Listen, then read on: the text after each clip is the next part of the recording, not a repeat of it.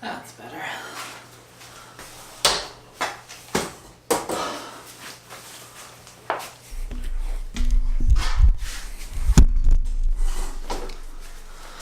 Okay. There.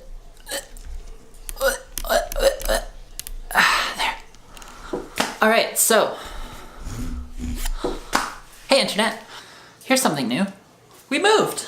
Kaylee and I just moved into this new place, and it's really cool. It's like townhouse. It's a mess. I'm not going to show you around too much, but I'm really excited. I've got a studio space. First off, behind me is the wall that I'm going to be using as a background for hopefully some photo and a bunch of video stuff. And I've got storage space. Check this out. All of that is going to be just, that's all going to be just for camera stuff. We also have music junk over there, mostly Kaylee's right now. And I'm going to be hanging a bunch of sound absorption so that it sounds better down here because we've got quite an echo. I don't know if you're hearing that on the mic, but quite an echo down here. It's a pretty live room. And on the other side of the wall over here, I have a workshop, and it's gonna be good. It's already good. I feel good. But that's not all. A few months ago, I ran a short campaign for funding for a documentary that I'm gonna be working on this fall. It's called, this fall? Winter? This school year. The documentary is called Queer Scouts. It's about a group of youth who really just are running their own amazing organization to learn about queer liberation and activism and how to survive as a queer person in Alberta. Womp womp. But it's really uplifting. They had their first summer camp this past July, and apparently it was pretty amazing. I didn't get to go, but pretty soon we're gonna start filming their meetings and telling the story of their first year as they start as an organization, which is pretty sweet. TELUS Story Hive is giving us $50,000 for that. Yeah. So, big budget, lots of stuff's gonna change. I'm gonna try to post some about it here as it goes on. I'm not sure how much I'll be able to post because there are gonna be a few stipulations because we're working with minors in a few cases. But that said, I'm gonna be getting a lot of new fun toys because of this, probably. Thanks, TELUS. And finally upgrading my old GH4 that I've had for 4 years now. So that's fantastic. Other things that are happening that are fun. I've got another poetry video coming. This one with Caitlin Hoffman, who I just met actually through the other video I did for Naomi Erlin. And we had this amazing time earlier this week. It's a really, really cool piece, and I'm really excited to put it together for you. It's going to be a little more risque than the last one, and I'm really excited about it. And on top of that, this winter, I'm supposedly leading some workshops around queer and trans stuff.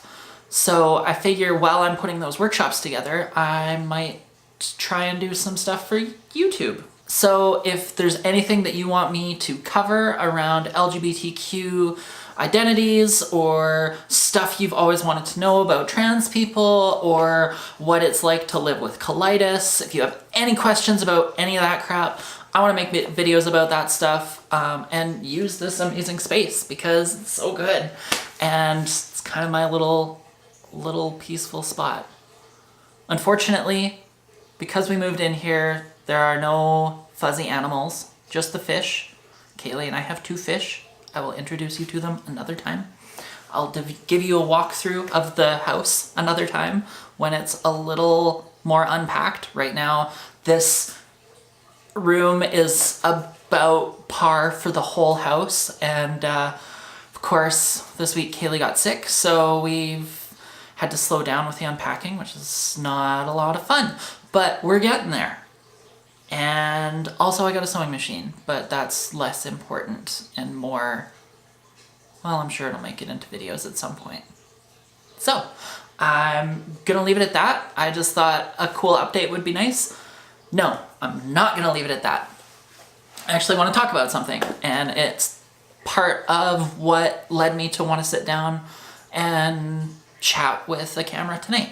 I've been really, really depressed, more than usual. As someone who has chronic depression, it's not like I ever go back to being normal or like what neurotypical folks tend to identify as their baseline for mental health. But this summer it took quite a dive. I think it was partly because I wasn't sure what my next project was going to look like. The documentary, Long Road to Peace, ended in this kind of weird limbo where I wasn't sure what is going to happen next with it, as far as maybe distribution or not, and money was kind of weird, and I didn't know what the fall was going to be like, and some of my shooting had slowed down, and I was doing free stuff when I probably shouldn't have been doing free stuff, and plus all of that together with the weather, the smoke this summer, and not being able to get out to the mountains as much as I should have for what makes my brain work better. All of those things kind of conspired to really beat the crap out of my mental health. And I got to the end of August and I was really, really starting to feel it. Kaylee got a job midway through August and started working.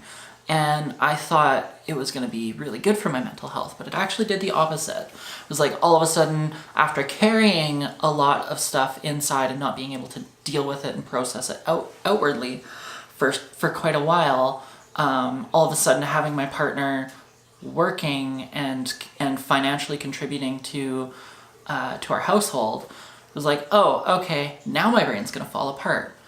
So I had a couple of weeks that were really rough, especially like around this move, while we were starting the move, and we got settled in and I was feeling pretty lost and pretty hopeless.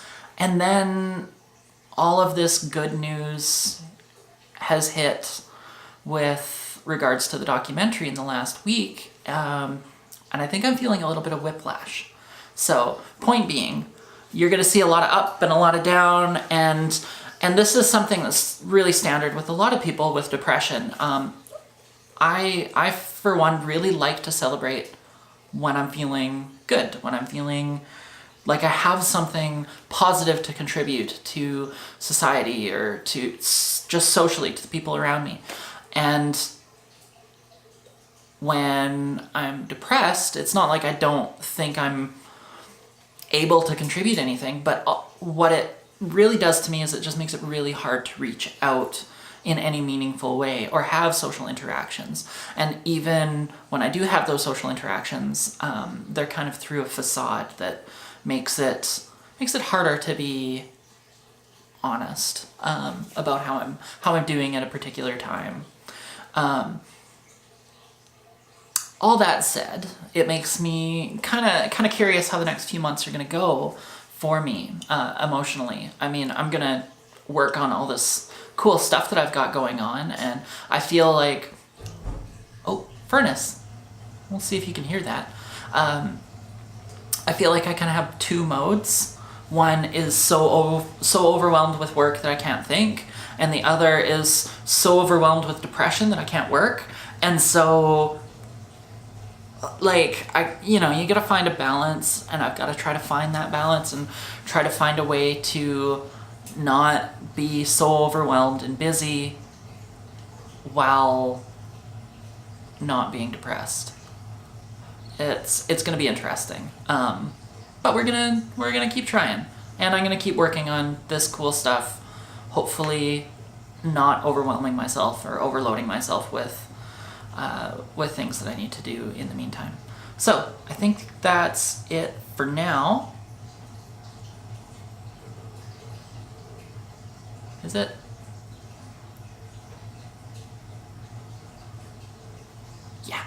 Yeah, that's it for now. So next time I do a vlog, I'll try to do a little house tour, and hopefully we'll have some of this stuff set up. Otherwise, we'll see you next time. Thanks.